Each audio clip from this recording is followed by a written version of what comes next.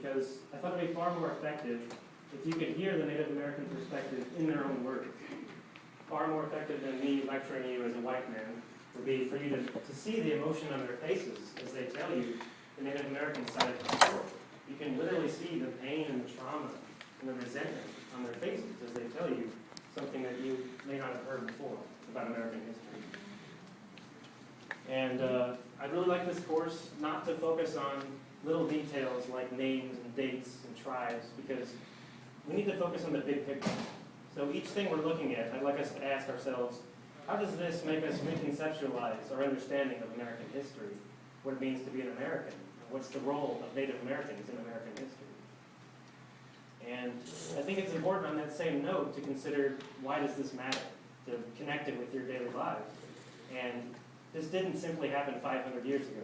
These are ongoing issues that have implications for the relationship between Native Americans and the U.S. government for the past 500 years. Well, British and then American government. Native American tribes are constantly battling with the U.S. government over land rights, fishing rights, tribal sovereignty issues. As late as 2007, some nationalists in the Lakota tribe of South Dakota seceded from the United States and declared the Republic of Lakota, because they argued that in accordance with a treaty that we signed with the federal government of the United States, we have unrestricted access to the entire northern half of the Midwest. So they claim about 5 states as Native American property. No one recognizes them, but the point is there's this ongoing tension that has not been resolved. And to bring it closer to home, not even a mile away or two, there's a strip of land in Cal State Long Beach that local tribes called the Tongva consider to be sacred land. And they've been battling, as we speak, with Cal State Long Beach over land rights and how this land should be commemorated. So that's the structure of this course. Are there any questions before I move on? Good. Okay, so there are a lot of problems with Native American history and any kind of history that we really need to think about, and some of them are controversial. This course is designed to show you both the American white perspective and the Native American perspective, and both of them have their own very strong biases and their own problems that need to be considered. The American perspective in general is very one-sided. It's very America-centric. It focuses on the glory of democracy and the civilizing nature of America as a beacon of civilization and prosperity.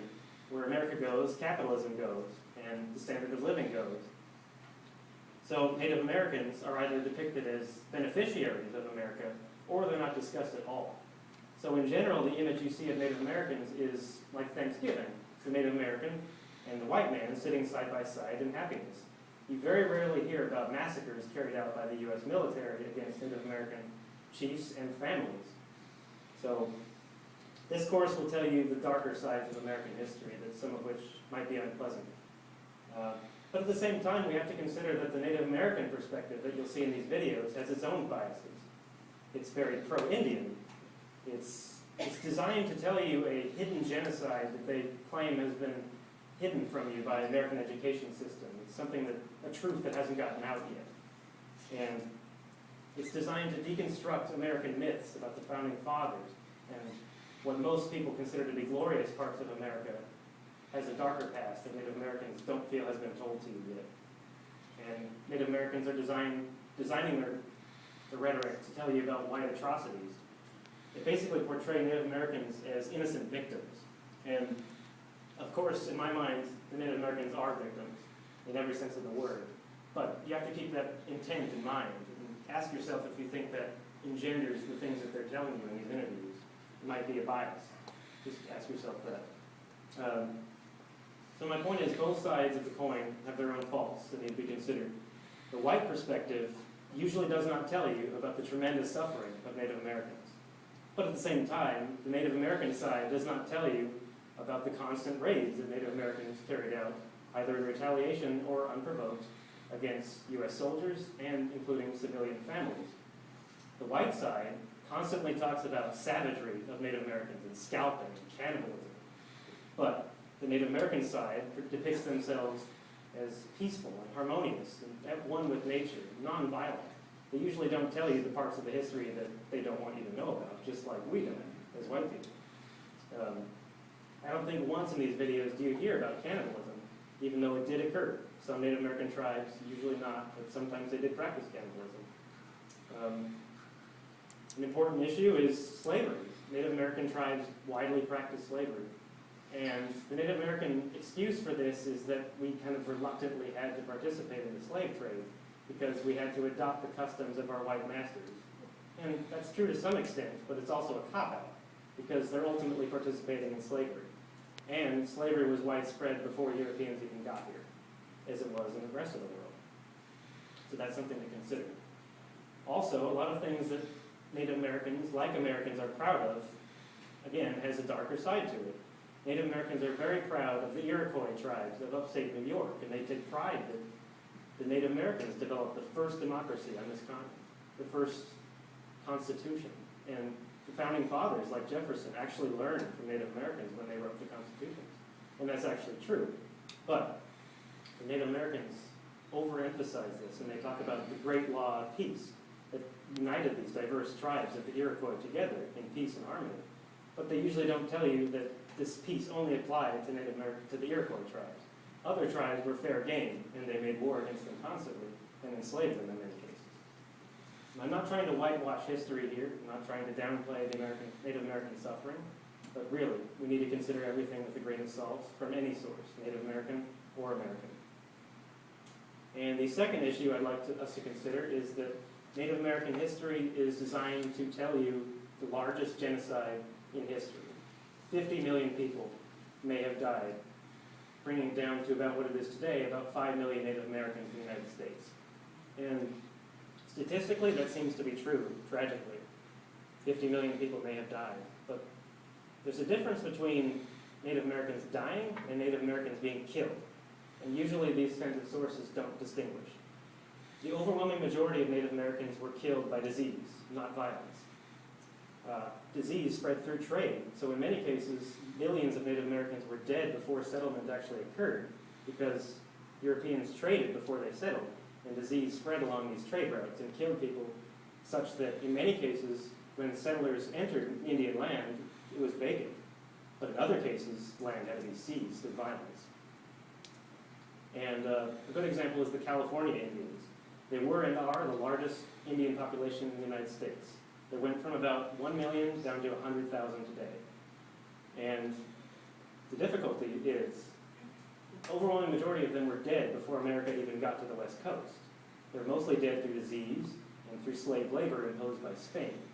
So keep that in mind. And another issue is that assimilation was widespread. As many as a quarter of American people today have some Indian blood, which tells us that Native Americans were welcomed into American society. They were allowed to enter and civilize and become American. But at the same time, they were massacred and slaughtered, and their land was taken away at the side. So the point is we can't oversimplify this to anything. There was violence, there was acceptance. There was seizure of land, there was cooperation. And the third thing I'd like us to consider is it's important to consider the contemporary perspective of Americans. It's true that Americans massacred Native Americans. They stole their land. They stole hundreds of millions of acres of land progressively over the course of 200 years. And they destroyed their cultures through forced assimilation. Very few Native American languages survive today. And even in the largest tribes, like the Navajo and the Cherokee, very few people speak it fluently, speak their languages. But we do need to consider that at the time these atrocities are happening in the 1800s, the Americans also did seem to consider themselves to be beneficent. Because they saw themselves as a beacon of freedom and democracy and capitalism, they thought if they take these natives from their primitive, savage lifestyle and teach them American democracy and capitalism, human rights, language, literacy, then the standard of living would raise for them. They'd have stable political systems. They'd learn how to do business. They would be literate, so they would have education. So it would benefit everyone if American Indian culture was destroyed. Of course, this is not true, but we do have to consider the perspective of the contemporaries. And the Americans seem to have thought that if Native Americans can't survive on the reservations, let's take them and let's teach them how to be American, because Americans had so many reasons to believe that their way of life was working during industrialization. The country was exploding. and that had tragic consequences for the Native Americans. Also, to the same vein, tens of thousands of Native American children were taken from their families and put into boarding schools. And their languages were disallowed, their hair was cut, and they were humiliated by that because they had to be taught how to be an American. The American perspective was they would have to learn through tough love how to be progress, how to attain progress and how to be civilized. But from the Native American perspective, of course, their culture was destroyed, they were taken from their families, and they were traumatized forever. So my point is there are many different layers of history here that we have to consider. And we can't oversimplify this to a story of mass murder or anything like that. And the last thing I want you to consider, each week when we watch these videos, let's ask ourselves, how do we explain the loss of 50 million people? How do we explain this antagonism that basically wherever white men went, there was violence? And basically wherever Native Americans went into white land, there was violence. Is it greed? Is it racism? Is it a quest for land and power? Is it Christianity? Is it patriotism? Is there something inherent in American patriotism and pride that makes other people suffer? Or, the sad part, was there simply no room for Native Americans as America grew and modernized to the West Coast? And that's my story for this morning, or this afternoon. And we're going to start with a video next, but I'll start with questions if you have any before we start. Sir, Yeah. the notion of manifest destiny, didn't that play a part in it? Basically, join the team or get out of the way? Absolutely. But that's the point. From the American perspective, it was their destiny to reach the West Coast. But with that went, it is our destiny and our responsibility as Americans to civilize the world. They never asked the Americans whether or not they wanted this. But it certainly explains the violence that happened. Yes. Other questions? Will you be discussing at all chapel planning? Yes, that's today. Yes. Oh, that's today. Oh, good. Good time. Other questions?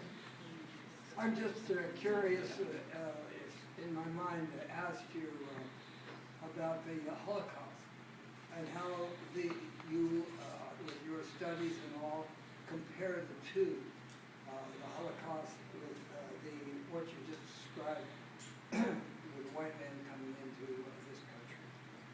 It's very difficult. It's an ongoing debate in genocide studies. For me personally, they cannot be compared, not because Native Americans didn't suffer as much, but it's a different phenomenon. The Jews and other minorities were put in a single place and murdered. They had to die. They had no room to become German. Native Americans were allowed to Americanize, and Native Americans were not exterminated as a whole. There was massacre here and there, but the ultimate goal was not to exterminate them. It was, they simply stand in the way of American progress. They need to be moved or wiped out. If they assimilate, no problem. And genocide usually necessitates targeting a race as a people. And early Americans seem to be targeting a lifestyle more than anything. So that's why I think that this cannot be compared to the Holocaust, but the severity is perhaps no different. And you can ultimately say, who cares? 50 million Native Americans are dead. The gray area doesn't matter when people are in graves. So you can make your own judgment. That's how I answer that. Is that clear, or do you have another question? Yeah, I think that's clear at this point. Other questions? Yes, sir? Just the number 50 million, does that truly represent, I mean, did any of those people die of old age, or if they had lived, how many would be alive, or, I mean, I don't really know what that number is. Nobody knows for sure. It's certainly 10 million, down to 5, we know that, but it's corroborated through estimation and archaeology. It's a very difficult calculation. But that's thought to be the number that died as a result of the white incursion into the U.S. Right. To be exact, it's the number of people who died after 1500. That's when the white people came in. That could mean died of old age, could mean disease, which, as I said, it does. Mostly disease. Sometimes murder.